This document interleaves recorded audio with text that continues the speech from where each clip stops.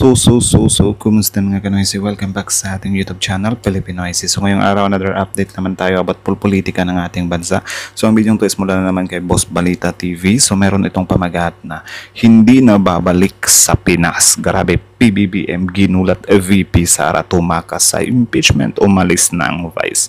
So yan yung panonorin natin ngayon para bibigyan natin to ng reaction. Tapos syempre, bago natin to simulan, supportahan nyo rin Boss Balita TV. Tapos syempre, kung trip nyo ng mga ganitong reaction video may kasama kayo manood, huwag nyo na rin kalimutang supportahan yung YouTube channel natin Pilipinoysi.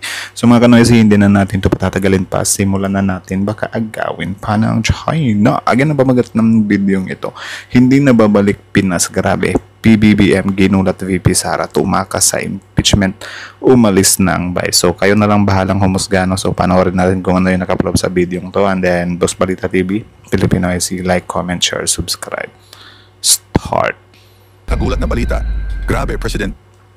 Start zero. Sobrang nakakagulat na balita. Grabe, President BBM ginulat si VP Sara. Nagulat umalis ang Vice President, ayaw nang bumalik sa Pilipinas. Ayon sa nakalap nating impormasyon, ayaw nang magtrabaho ng Vice President, dapat ituloy na talaga ang impeachment. Alisin na dapat sa pwesto si VP. Ayaw na magtrabaho na, ang lakas pa naman nilang manawagan na nasa ng Pangulo ngayon, nasa ng Vice President. Puro gastos sinabihang Sara all ng spokesperson ng House. Grabe si President BBM, ginulat si VP Sara. Nagulat umalis ang Vice President, ayaw nang bumalik sa Pilipinas. Tara panoorin natin. Magandang hapon po, Attorney. Your reaction lang po kasi bumiyahe po si Vice President Sara Duterte papuntang Australia at kabilang daw po sa itinerary niya, sasama siya or makikilahok siya dun sa rally, Free Duterte Now. So ano pong reaction dito ng House? Thank you po. Sara all. Pero alam nyo, ang Doon pa lang nilalaro na ni Sara all. So yan yung yan yung makukuha mo kapag kinakanti mo, 'di ba? Yung kapamilya ng isang tao. Yan. Binanat-banatan nyo si Abante, yung tatay. Ngayon, may kalalagyan kayo sa anak para. hindi ko alam kung if that is an official travel or if it's a personal travel, but lagit-lagi bilang halal na opisyal na bayan ng bayan, yung oras mo na ginugugol sa loob at labas ng ating bansa at ito man ay pang personal o opisyal, dapat para sa taong bayan, hindi sa personal na interes. Ang tanong par kung hindi ba sila nagtatrabaho, like for example ganyan, lumabas sila ng bansa, may sahod pa rin ba sila? Buo ba yung sahod nila or nakadepende lang yung sahod nila kung ilang araw silang pumapasok sa isang buwan? So comment kayo sa baba. Wala kasi akong alam about sa mga sahod ng government official. Hindi nasasayang ang tiwala, ang pondo at binigay na mandato ng Pilipino sa atin.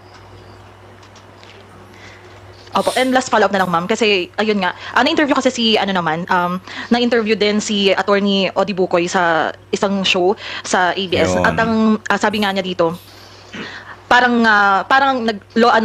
lawyering for VP Sara yung panig nga ng Senado. May sinabi siya, if you will recall, I heard a soundbite from the statement of the Senate spokesperson Attorney Tongol. Sinabi niya, if I were the Vice President, I will file a motion to dismiss. Why is he hinting? Why is he telegraphing? Hindi po ba? So ano po yung masasabi ng Kamara tungkol dito? At paano kaya to makakaapekto kung may mga ganitong stand yung Senate Impeachment Court? Paano ito makakaapekto sa prosekusyon? Siguro Yan yung nakakalungkot kasi yung mga senador natin, imbes na sila yung representative ng taong bayan din, is wala, representative lang sila ni Duterte, ng mga Duterte, anak ng Chokwe. ang ating spokesperson ng impeachment court ay ini-echo lang yung, kasi as a spokesperson you speak for the body that you are representing, no? So baka yun yung naririnig niya mula dun sa nire-represent niya. Kaya nga sinasabi natin, we want to see an impartial, transparent impeachment court na handa tanggapin ang ebidensya, handang pakinggan ang ebidensya at magdesisyon ayon sa ebidensya na kaya nating na ilalahad at ipipresent ng prosecution panel pag tinuloy na nila ang impeachment trial. Okay, thank you po. Thank you, Mela. We will hear a question from Billy Vegas of Abante Politico. Attorney, magandang hapon po. Attorney, hingi lang po ako ng reaction doon sa sinabi ni Senator Amy Marcos. Sabi po niya, bakit ako na senador ang hinahanapan mo ng aksyon? Yung amo mo diyan nakatira, bakit hindi mo tanungin? Lahat kayo sa akin nakatingin. Sana ako na lang ang nagpresidente. Sinabi ni Amy yun? Grabe, ilusyonado talaga, no? Sana ako na lang ang nagpresidente. Ngayon nga na senador ka, ang sagwa ng isipin, na bigla-bigla ka na lang nagpapahiring, 'di ba? Para about doon kay FPRRD, 'di ba? Para lang, magpabango sa halalan, election. 'Yun nga yung sumalabas sa iyo, 'di ba? Tapos sasabihin mo pa kung ikaw na lang naging presidente, hindi marami na ngang tao na iinis sa iyo na senador ka pa lang eh. 'Di ba? Grabe, sinabi niya 'yun, par. Una, bilang senador, kasama din naman sa tungkulin niya yung pagbalangkas ng budget ng bansa galing sa House papunta sa Senate. Kaya nung kinwestiyon niya kung ano yung nangyayari sa pangangalaga ng San Juanico Bridge, sinagot lang natin na alam ko, sigurado ako, based on records, meron din namang mga pondong nailagay for the maintenance ng San Juanico Bridge since 2018, mismo advocated by the congressman, the representative of the 1st District of Leyte, para nga mismo dun sa San Juanico Bridge na yon. Ngayon, kung tatanungin niya kung ano yung nangyayari, dapat lang tanungin din bilang senador, ano din ang nagawa niya para sa San Juanico Bridge. Total, hindi pwedeng tanong lang ng tanong eh. Kailangan nagtatrabaho. Lalo Kaya nga, lakas makahugas kamay, di ba? Ang problema kasi sa kanila, par, sobrang hilig nila na ikonekta yung mga lapses ng ibang politician, 'di ba? Kahit na hindi naman kakonekta. Pero sila, kapag kinukonekta sila, nagagalit sila. 'Di ba? Nakakainis yung ganyan eh. lalo na, malapit din naman sa puso niya ang San Juanico Bridge, ang Leyte. So, instead na maghanap ng ituturo para sisihin, dapat nagtutulungan, both from the Tama. House at sa Senado.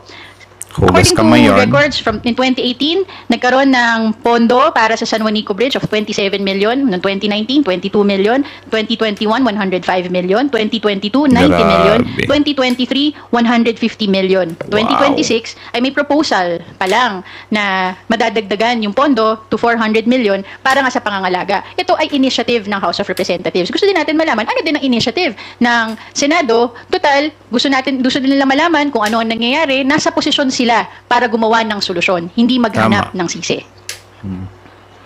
Si Robin nga nihingi niya yung yung airport dun sa sa Dai Tata yun.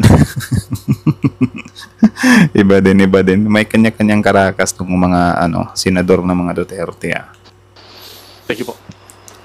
Thank you, Billy. Lines Capanti from GMA Online is now recognized.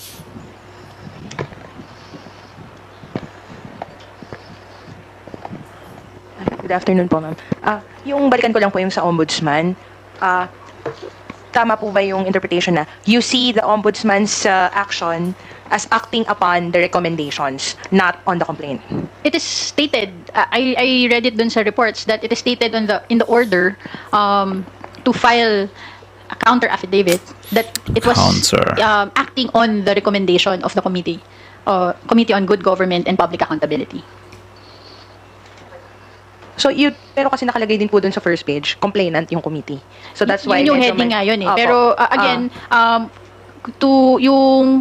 kung merong naging complaint na final ang committee, wala po akong pagkakaalam na may complaint na final. Ang meron po kaming pinadala sa ombudsman ay yung pag-furnish sa ombudsman nung committee report na na-adopt ng plenary nung huling 19th Congress. So, the heading may state that way, but the body states otherwise, that it was the ombudsman acting on the recommendation of the committee.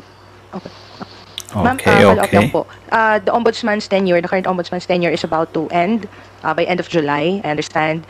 So, do you find the timing, of apparent? Tsaka nung balita ng impeachment ngayon, Noy? Bakit parang tahimik na yung Senate dyan? Motu proprio investigation? Do you think the current ombudsman has enough time to conduct the probe? Well, the person will not be the one to do the investigation. It is the body that will conduct the investigation, the ombudsman as the institution. So, if the institution starts its investigation, it will proceed regardless of the personalities in it. Yes, na po. Are you not worried that, maybe there's a possibility na i-dismiss ng ombudsman yung findings ng committee? Mag-release sila ng ruling na this has no basis, even before the impeachment trial could proceed? The recommendation of the committee... Well, siguro kapag nangyari yan, medyo hindi na nakakagulat.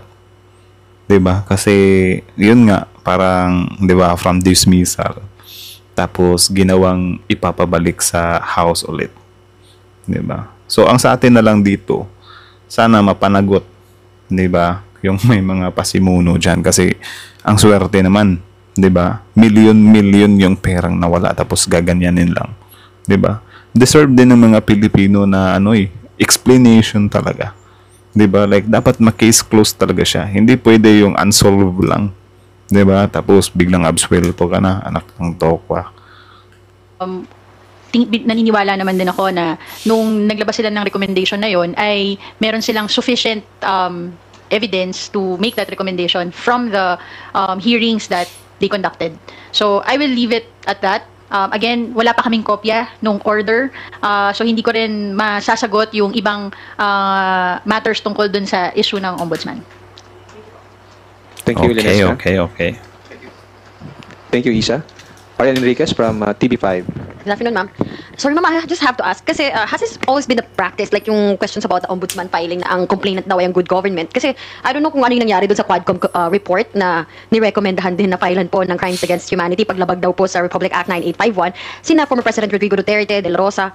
I don't know, paano po ba yun, ma'am? Also, do you have any info about that? Kung yun ba? Sila sila Bongo pa, Hariroke pa, anak ng teteng. Uubusan to. Action ng ombudsman? Wala pa akong information tungkol dyan. Ang alam ko lang, dun sa recommendation ng Committee on Good Government, may listahan naman ng mga recommendation of criminal, civil, and administrative cases. I cannot speak on the history of the Ombudsman on initiating their own investigations based on various committee recommendations. But we will tatandaan natin, hindi lang ang ombudsman ang na-furnish ng committee reports. All other agencies, katulad ng Department of Justice, I think DBM was also furnished. So, different agencies may initiate their own investigations on the matter based on the recommendations of a particular committee. Okay. So, yun lang naman muna mga kanoise. So, kayo, ano masasabi nyo dito? Comment down below. Tapos yun, pag-usapan natin yan sa comment section. So, panoorin nyo na lang yung full video nito. Nasa link description box below. So, subscribe nyo yan, Boss Balita TV. Tapos, yun, syempre, bago nyo iwan yung YouTube channel natin, Filipino IC, don't forget to like, comment, share, subscribe. So, kita naman natin, medyo palaban din tong si Ma'am Abante, Alam naman natin, anak din to ni Kong Abante na parang binirabira ng mga Duterte nung halalan din kasi syempre sila din yung tatay niya yung pinaka nangunguna, 'di ba? About doon sa Quadcom hearing ni FPRRD, 'di ba? So parang siguro nasagad yung mga Duterte, 'di ba? So yun lang naman par. Ang sa atin lang talaga dito is yun nga, yung impeachment na yan, matuloy na yan. 'Di ba? Kasi tingnan nyo kapag yan talaga biglang na-dismiss or magka-problema dyan sa House na parang hindi na may babalik sa Senate yan. Wala na. Makakalimutan na yan ng taong bayan or siguro may mga anti-Duterte na hindi papatahimikin yan. 'Di ba? Gaya nung 10K ni Cayetano na hindi patatahimikin, 'di ba? Pero syempre, di rin talaga natin sa sarili natin yan na parang, unsolved lang to di ba? Tapos, kapag ulit-ulitin natin yan, wala na, ibabanat lang sa inyo ng mga DDS. Diyan pa rin kayo, hindi kayo makapumove on dyan. Paulit-ulit na lang, parang gaganyanin ka na lang na bakit mo babarahin yung tao na gustong malaman yung katotohanan or gustong buhayin ulit yung pilit na ibinabaon? 'Di ba? Kasi sinasabi ko sa inyo, magiging ganyan talaga yan kung kunyari hindi ma-impeach si VP Sara, wag naman sana. Tapos bubuhayin natin yung issue na yan. Babanatan lang kayo ng mga DDS. Sasabihan lang kayo na wala na bang ibang issue dyan. Gaganyanin ka lang. 'Di ba? Anak ng toko, akala mo naman talaga tigpipiso lang yung nawala na dekwat. Million, kalahating billion mahigit pa. 'Di ba? Can you imagine that? Tapos sasagutin lang tayo ng ganyan. Abot naman doon sa ano, yung sa gala-gala, yun nga, yung tanong ko sa inyo kanina na yung mga politician ba natin, kapag nagtatrabaho ba sila, yung sahod nila, I mean, kapag halimbawa hindi sila pumasok, nag-out of town, nag-out of the country sila, buo pa rin ba yung makukuha nilang sweldo or ano lang siya, by days? 'Di ba? Kung ilan yung days na pumasok sila. Pero yun nga, para kung kunyari by days, so parang at least hindi naman sinasahuran si BP Sara sa sahod, something like that, sa pera ng taong bayan. Pero ang nakakalungkot kasi dyan, ihinihalal ka kasi ng taong bayan eh. So, in short, yung responsibility mo sa bansa, dapat mo talagang gawin yan. Kasi, hindi ka pinilit na pumunta sa posisyon na yan. Ikaw yung tumakbo para sa posisyon na yan. So, ginusto mo yan. So, dapat pangatawanan mo yan.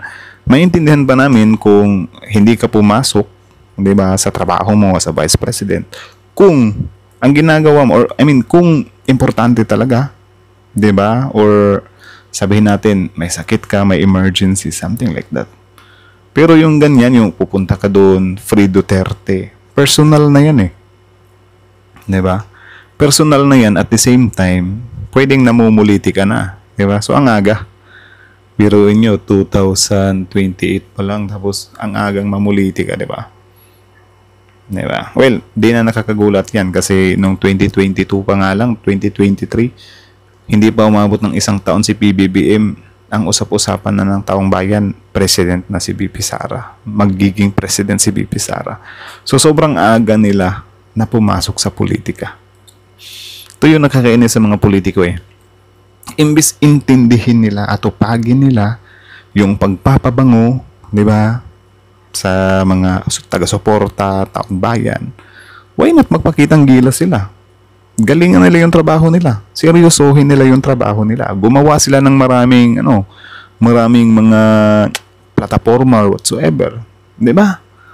Dapat yun yung pagpukusan nila. Hindi yung, nang aangkat ka lang ng boto, anak ng tokwa. So in short, this coming 2028, kung naging matagumpay ka dyan, kasi syempre, yung taong bayan, sobrang dali lang namang naguguyo sa mga ganyan-ganyan eh. Di ba? Dati nga, yung pinakadating eleksyon, sinayawan lang kayo, di ba? Ibinoto nyo na. Pero, mabuti na lang, ngayon medyo nag-upgrade na kahit papano. Sobrang daming artista nating nailaglag sa halalang ito, sa midterm, di ba? So, at least, medyo may knowledge na yung mga kababayan natin. Pero yun nga, yung mga ganito, ewan ko na lang. Kayo na masasabi nyo kay VP Sara na pasyal-pasyal lang kasi syempre sila yung mas malakas bumanat-banat ng ganyan eh. Nasaan yung presidente? Gala-gala lang, gala-gala lang. Diba? Sobrang ingay ng mga DDS dati nung time ni PBBM na gala-gala lang daw. Puro gala lang daw yung pinagagawa. Pero ngayon, na yung VP na nila, yung manok na nila, yung gala ng gala, tahimik na sila. No comment na sila. So parang lumilitaw din talaga na kung saan sila pabor, no comment sila. Pero kung agrabyado sila, wala. Biglang banat, pinapolitikan nyo kami. Diba? Same lang yan dun sa yung sa AI na nag-viral. Sinabi nung AI na parang hindi daw siya pabor sa impeachment, something like that. Shinare ni Bato, shinare ni Baste. Diba? So naguyo sila nung AI na yun. So hindi sila ng double score whatsoever, diba? Nakakatawa pa doon, shinare nila, yung thoughts lang daw importante, something like that. Diba dapat mag-focus tayo dun sa part na AI nga yun, diba? Hindi yun totoo. Diba? Hindi totoong tao. Regardless kung para sa inyo, totoo yung pinagsasasabi. Pero subjective kasi yung sinasabi ng AI na yun eh. Kasi syempre kayo, papabor talaga kayo dun kasi sa manok nyo yun. Pero sa kabilang panig naman, hindi sila pabor dun. Diba? Kasi parang propaganda lang siya. Diba? So dapat kayo mismo, hindi nyo i-share yung mga ganyang bagay. Diba? Huwag nyo ilusot sa parang, ang ganda kasi ng message. So kapag kapangit yung message, okay lang sa inyo. Tapos kita nyo yan. Sobrang pabor nyo sa AI. Diba? Yung PBBM pulburon video di umano. Kuno. Diba? Sobrang tiwala nyo rin. Ano ba yun? Sobrang dali nyo lang bang makuha sa AI? Grabe yung ganyan, di ba? So anyways, kayo naman masasabi nyo dito, comment down below, tapos yun pag-usapan natin yan sa comment section. So again, Boss Balita TV, Filipino IC, like, comment, share, subscribe. Filipino IC is out.